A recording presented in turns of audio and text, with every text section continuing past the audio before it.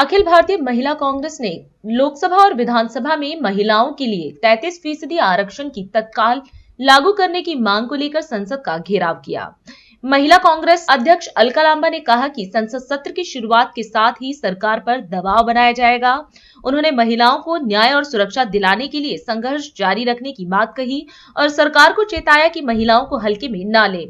उन्होंने कहा कि राहुल गांधी सभी महिलाओं के साथ खड़े हैं, जबकि राज्यसभा में सोनिया गांधी और मल्लिकार्जुन खड़गे महिला आरक्षण की आवाज को बुलंद करेंगे।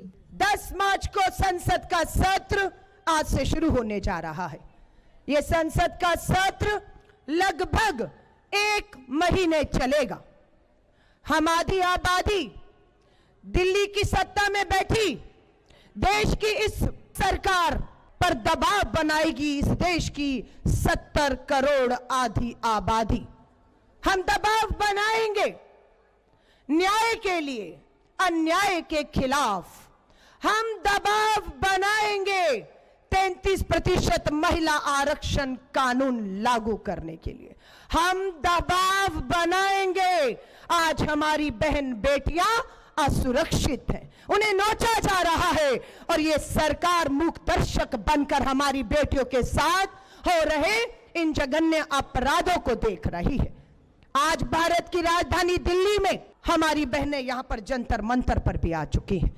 बहुत सी बहनों को देश के कोने कोने से यहां पहुंचना था, लेकिन आप देखिए किस तरीके से किलेबंदी की हुई है, किस तरीके से पीछे आगे बैरिकेडिंग करके रोकने की एक कोशिश की जा रही है।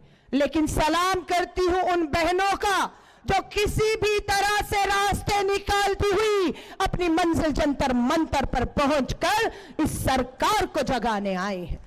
मैं सलाम करती हूं। और जो बहनें यहां नहीं पहुंच पाई, आज वो हमें सीधा प्रसारण में देख रही हैं। आज उन बहनों की ताकत हमें बनना होगा। उनकी टूटती उम्मीदों को हमें जिंदा रखना होगा। अभी 8 मार्च हम लोगों ने अंतर्राष्ट्रीय महिला दिवस मनाया। इस 8 मार्च को देश भर से बहनें आई। हमारी वो भी बहनें थी जो गरीब थी। हमारी बेटियां और उनके परिवार हमसे 8 मार्च को मिलने आए। हमने कहा 8 मार्च को हम अंतर्राष्ट्रीय महिला दिवस जश्न मनाएंगे, पर कहीं हमारा जश्न उन बेटियों के जख्मों पर नमक छिड़कने का काम तो नहीं करेगा। इसलिए हमने तय किया कि हम उन मां बहन बेटियां जो अन्याय अत्याचार जुल्म सह रही हैं, हम उनकी आवाज भी बनेंगे और उनके जख्मों पे नमक नहीं मलहम लगाने का काम मेरी महिला कांग्रेस, हमारी महिला कांग्रेस करेगी। मैं यहां पर आई एक एक बहन को कहूंगी, ध्यान से सुन लीजिएगा। हम एक अकेली नहीं है, हम अबला बेचारी नहीं है। यहां जो बहनें आई हैं, हमारे पीछे वो खड़ा है जिनका नाम है राहुल गांधी।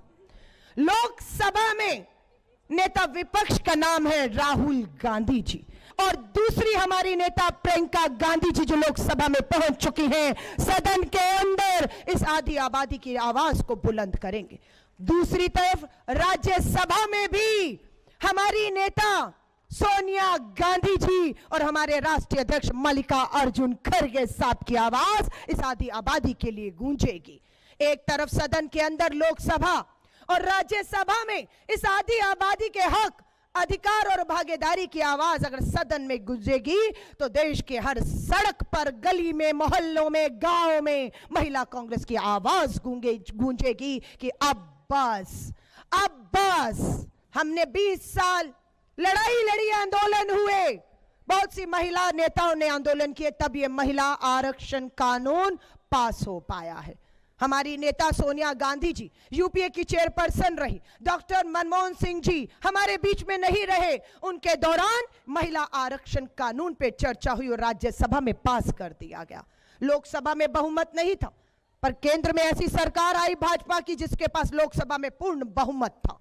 हम बार बार कहते रहे 10 साल तक आप लाइए इस बिल को लोकसभा में, कांग्रेस समर्थन करेगी और महिलाओं को हक दीजिए। लेकिन 10 साल लंबा इंतजार इस भाजपा की सरकार ने इन महिलाओं को कराया, और जब 2024 लोकसभा का चुनाव सर पर खड़ा था, जवाब दिए नहीं बन रहा था कि आधी आबादी के बीच जाकर क्या कहेंगे, तो कानून पास करा दिया गया। वो आधी आबादी को आरक्षण जो दे दिया, उसका हक कब मिलेगा? कब मेरे देश की मां बहन बेटियां विधानसभाओं में और लोकसभा में पहुंचकर अपना हक, अपने साथ हो रहे अन्याय की आवाज बुलंद करेंगी? राष्ट्रीय